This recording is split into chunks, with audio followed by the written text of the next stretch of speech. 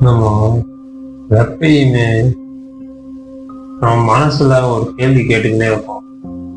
ஏன்னா நம்மளுக்கு மட்டும் இப்படி நடக்குது, மற்றவங்களும் நல்லா இருக்காங்க, நம்ம மட்டும் ஏன் இப்படி இருக்கோம் அப்படின்ற கேள்வி கேட்டுக்கிட்டே இருக்கோம்ல.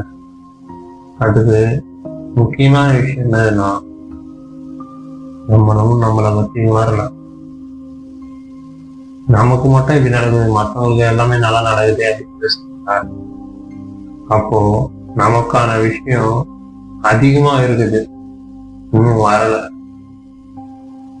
அது வரும்போது நம்மளுக்கு சந்தோஷம் கிடைக்கும். அது இன்னும் உங்களுக்கான டைம் வரலன்றதுதான் அர்த்தம். அதை மட்டும்தான் நீங்க புரிஞ்சுக்கணும். அதை புரிஞ்சுக்கினீங்கன்னா உங்களுக்கான சந்தோஷம் கண்டிப்பா வந்துடும். சந்தோஷம் வெளில தெரியாத இதுல நம்ம மனசுக்குள்ளே இருக்குது. நாம அதை உணரும். அவ்வளவுதான்.